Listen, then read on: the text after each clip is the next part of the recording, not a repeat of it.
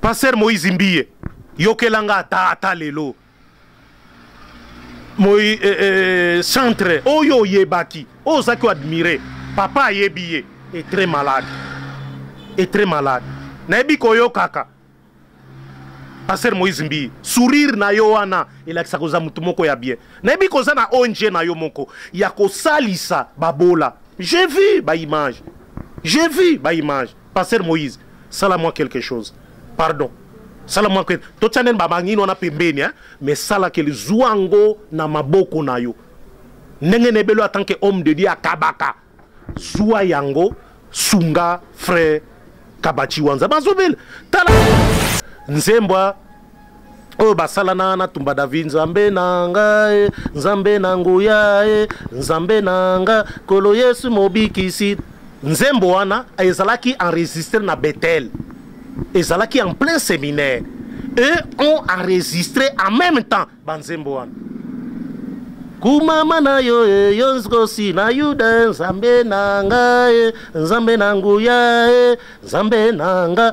kolo Yesu mosikolina ozomon ça a été enregistré na Bethel wana nakena makambo ya Kabachi Wanzambi c'est un ancien chantre omoni Bethel wana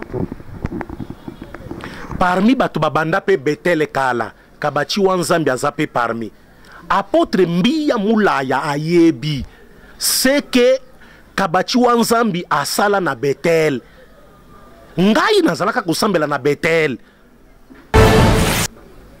Pasteur Moïse Mbiye yokelanga ata lelo centre oyo yebaki ozaki admirer papa yebiye est très malade nayebi koyo kaka Pasteur Moïse Mbiye sourire na yo wana elakisa koza mutu moko ya bien nayebi koza na ONG na yo moko ya kosalisa babola j'ai vu ba image Pasteur Moïse sala-moi quelque chose pardon sala-moi que tochanen babangi no na pembeni mais sala ke zuango na maboko na yo ndenge nebelo en tant que homme de Dieu akabaka zua yango sunga frère Kabachi Wanza bazobel tala. Aimés dans le Seigneur, voici pour vous un rendez-vous divin à ne pas louper le samedi 5 octobre 2019 à partir de 15 h ici à la salle Paul-Éloi de Stains pour un grand événement dénommé le Festival du Gospel de Stains.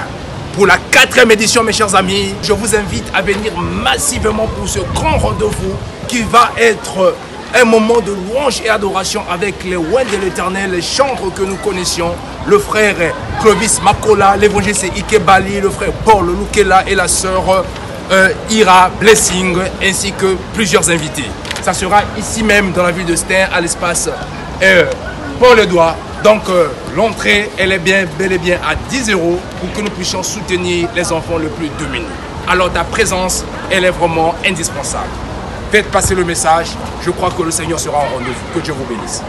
Pour l'achat de vos billets, veuillez contacter mon numéro, le 06 58 35 71 75. Ou encore le prophète Daniel au 06 58 19 72 78. Donc les billets sont bel et bien disponibles déjà pour notre concert humanitaire, le Festival du Gospel, le samedi 5 octobre à partir de 15 h à Stains, à la salle Espace Paul-Éloi.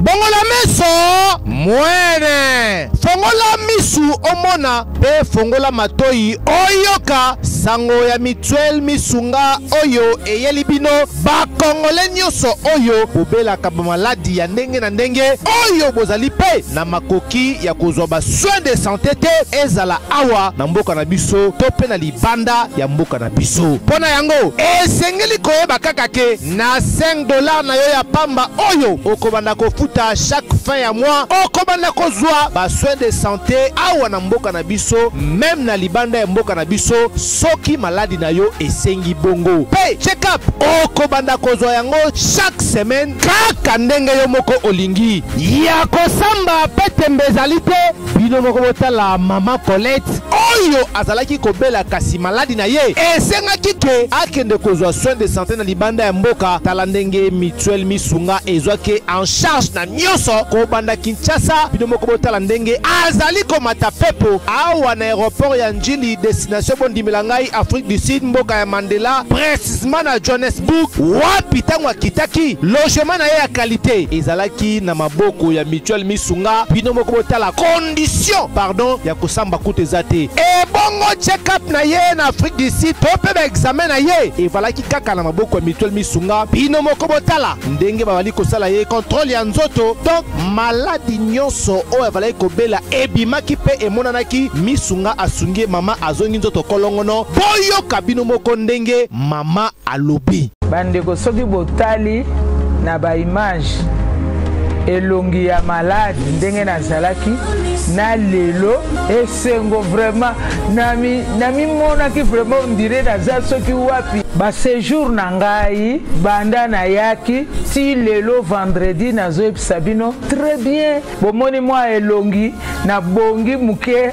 kutu bato babi par rapport ndenge oyaki na lelo changement pena po l'air wana so botali ba image na ozala kaka na kitamba na mutu moyen kutu vraiment na se maquiller ezate à partir ya lobi na butu ti lelo naza vraiment très bien. Mutualité misunga mokili mobimba mutualité misunga international kaka ndenge bomoni mama Colette ba soin de santé na ye esimbi yo pe ovali kolanda biso soki ovali bana ya mboka soki ndeko na yo abengo na Kinshasa ke azali malade komitungisama na yo te benga kaka mutualité misunga na numero oyo ndeko na yo na Kinshasa atovali na poto ye akozwa ba soin de santé à l'aisement calmement sereinement po mutualité misunga ezali wana.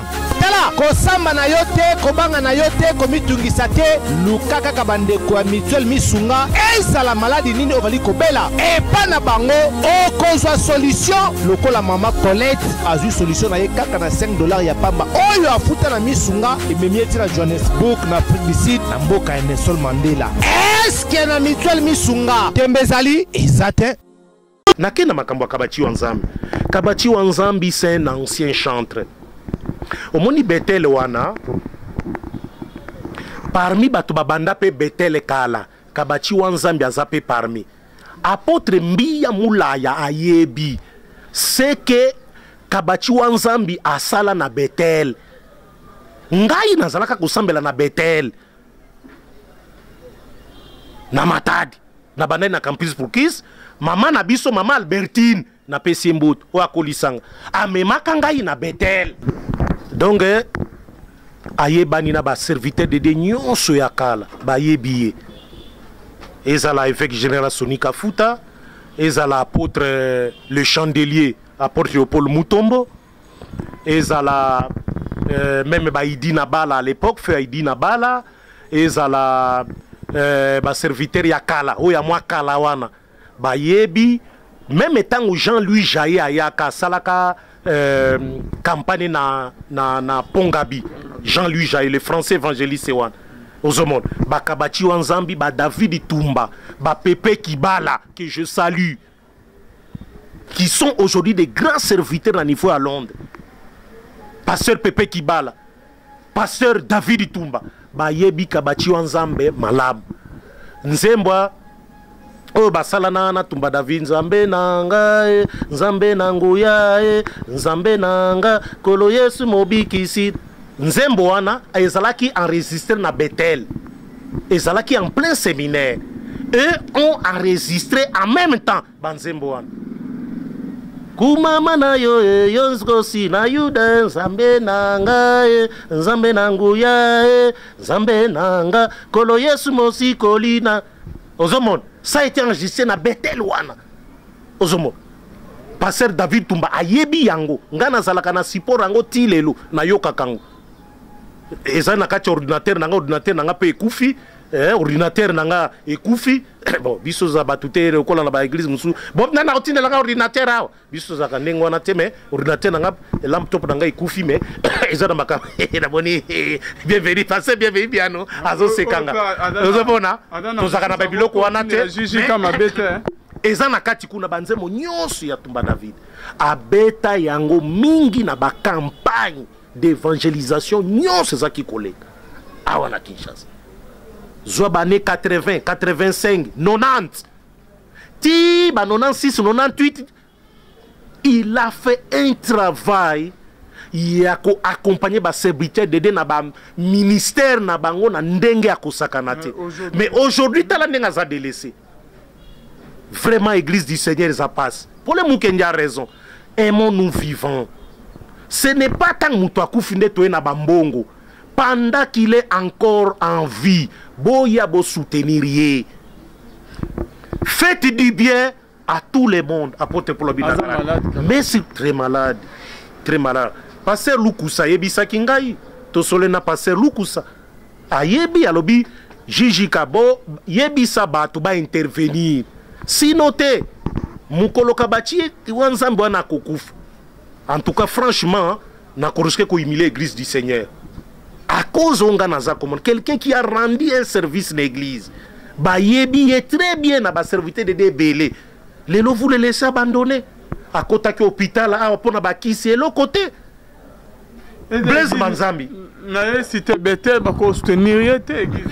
C'est mal le problème, c'est ça le problème. Pasteur Moïse Mbiye, Yokelanga ta lelo. Moi centre oyo yebaki ozaki admirer papa yebiye est très malade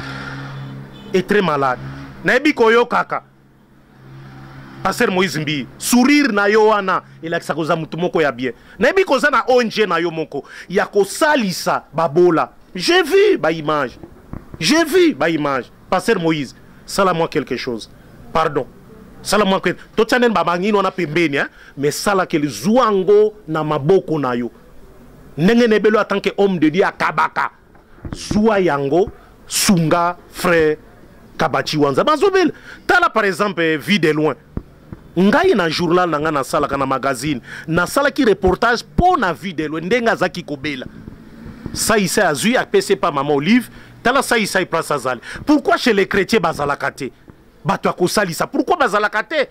Les chrétiens sont des malheureux, des pauvres, des misérables, des gens qui pleurnichent, qui se plaignent. Basali sakabango, des orphelins mikolo, orphelins batata. C'est ça là-bas chrétien. Chrétien za mbongo naye akipaka batute. Même ata babola na balabala. Biano tosi to tambola ne totala batu na balabala. Batu bazoli kabango personne za kosali sabango. Toza la motema boboto. Tosunga. Frère Patrice Ngoy Musoko. Kulutu moko azako bela amcc botia mabolongo na prière bo sangisa ba moyen sinon na kobele la paix maman Olive alors dans ce cas là maman Olive lembe soke okomele na ebité kaka ndenge osalaki pona vie de loin maman Kabachi wanzambi osalaka losambo moko boye na tango na bino bolimbisanga na sa de martyr Kabachi wanzambi azalaka maman azako bela gravement aucun soutien, aucun. Il y a des musiciens, parce que pas. On a des présidents, des musiciens. Pourquoi les Camerounais ils ont touché? Ils ont compris de péter. Bolingo est à la cate entre les musiciens chrétiens. Bolingo est à te. S'il y avait de l'amour sincère, mais les tosali sanaka biso na biso. Amour sincère. Nous sommes là que pour na kotonga naka, koloba mabe abaninga. C'est tout ce que nous savons faire. Mais pour aider la vraie religion, Jacques a évoqué dans la Bible, à l'oublier Zalinine, il y a Coran de visite na babola. Il y a Kosalisa babola, ba prisonnier, ba malade. Voilà la vraie religion. Pourquoi avons-nous du mal à mettre en pratique la parole de Dieu? Même pour na Kosalisa, toute la vie du Seigneur Jésus-Christ sur la terre, et Zalaki kaka Kosalisa batwa passe jusqu'à la croix. C'est ça la vie à chrétien. Apôtre Pierre Alobiango. De même que Christ a pési vie na ye. Pona biso. Biso pe. To pesa ba vie na biso. pona basusu. Les dons que tu as reçus, évangéliste, bienvenue Biano. Les dons que tu as reçus, yeba kotia yango au service des autres. Voilà un vrai chrétien, voilà un vrai serviteur de Dieu. Il s'occupe des autres. Bao bazana pasi. Ba moyenne azakozwa azali ko kanisa bango. Tolingi ko loba ebele na ko finga na ko critiquer. Mais nous ne s'en vont pas aider les gens. Tozali bana nzambe a soloté. Beaucoup sont des imposteurs, sont des mercenaires. Au Christ a évoqué dans Jean 10, des mercenaires. Ils viennent, ils ne s'occupent pas des brebis. C'est ça va passer à l'élo. Ils viennent pour faire leur propre argent. Business na bango. Azu a bombi. So qui a koufi, moi satika la nabane. Mais quand les autres souffrent, à y habiter. Quelle est cette église-là qui n'a qu'au sababola? Et ça qu'on compte na misapi. Il y a na bandimi na bango. Beaucoup de pauvres, beaucoup de malheureux. Mais bah passer on a lambe la kata bango ba fufu. Lelo église. Passer bien na lobby. Lelo église. Maleo e kokota. Bino tout bozoli après maté bozolia. Fufu ezalia o lambami na pondu na misuni. Mais Christ l'a fait. Pourquoi biso to incapable de ça? Collier cette église mobile. Lui a fait a laissé 5000 personnes. Ezamasumu. Ezamasumu. Passer obi bino nyonso boza kolia. Na moni bolembi na timing. Maintenant il faut boli. Basala kangote. Il y a des malheureux na kacha l'église na biso qui souffrent, qui se plaignent, qui pleurent. Nana kosunga bango. Donc to sengi na batamalam. Passer Moïse Mbie na imploré. Mawa na yo, grâce na yo pour nakabachi wanzam. Sala quelque chose. Pardon, sala quelque chose. Frère Patrice Musoko, kuluta kobela. Sala quelque chose. Passer Tumba David na Londres. Frère Pepe Kibala, serviteur de Dieu. Kangu Masenga akeika kaboye. Kangu Masenga akeika kaboye. Kabachi pe akende. Ah! Passer Tumba David na motemanga na ebelio. Kabachi akende boye. Sans assistance moko. Ya santé te. Papa Tumba David, ça a quelque chose. Cité Bethel. Apôtre Mbia Moulaya. En tout cas, ça a quelque chose. Peut cette instruction qu'on prenne en charge. Yé. Moutou asala musala. Pembeni nayo. Na ministère nayo, il a appuyé. Kazarema, que je salue en passant Blaise Manzambi. Ata yaki aouk abenga kinga ite likambote. Likambote, mais j'étais au service. Ya Kazarema, panda bane ebele. Atinda kabiso. Tokende kotika badon papa kabachi. Blaise Manzambi wana. Apesa kanga mbongo tosombi basaki ya loso, basaki ya sucre, ba miliki, na mbongo moko na enveloppe. Yo yebi. Tokenda kotike la kabachi wanzambi na ndaku na ye. Biloko nengwana ezaka isusu te na église. Toko ko visiter sous ba frère te. Pour na total à quel état ba frère bazali. Bazali na santé malamu, to bazali na santé mabe. Il faut qu'on visite les frères. Les leux comme Kaka, Roger Bakakokoufa, à Kotakaba Hotel, à Sala Kakaboy. C'est tout ce qu'on a à dire. Mais un frère est mourant. Les frères souffrent. Pourquoi nous ne pouvons pas conjuguer nos efforts, conjuguer nos intelligences pour assister ce frère-là? C'est là mon thème Mamabe aux Zanakati Église. Satan contrôle l'église aujourd'hui et il fait ce qu'il fait. Merci beaucoup, Jijika Kabea, d'avoir répondu à notre invitation. Merci à vous tous qui nous avez suivis. C'est pas ici que nous bouclons la bouche de notre émission Rien que la vérité. Jijika Oza Malubasuka. On peut s'akaka mbote. Mbote na mama Adolphine Komesha, mama nanga. Nakopesa mbote na Mestid Misia Fondation, mama Malamu, futur leader du futur, nouveau leader du futur, Nzamba Sungaye, Passer Fezia Misia, Papi Kongenda. Yo, en tout cas, Pesha Muka Joeba, Moye, Muka Joeba, Pesha Moy, Pesha Andi Moy, Jonathan Mukwaya, Lingi Kakaboye, Jonathan, serviteur de Dieu, présence Naye Awa, bienvenue Biano, et Sali Pelo Kumo Malamu, Tozui Lipamboli. Naba Onyon Subaibinga, Nzambe Apambolabine. Merci beaucoup. Votre numéro de contact? Le numéro n'a changé jamais. On est Zalipé. Plus 243 85 152 79 31 na bande lisusu plus 243 85 152 79 31 obenga na numéro wana merci beaucoup Gigi Kakabeya bonzambe na bonzambe lola ezofuta simana to rol bakenzama boy to kwaye de ce soir et longo na les grands réalisateurs Jonathan Mukwaya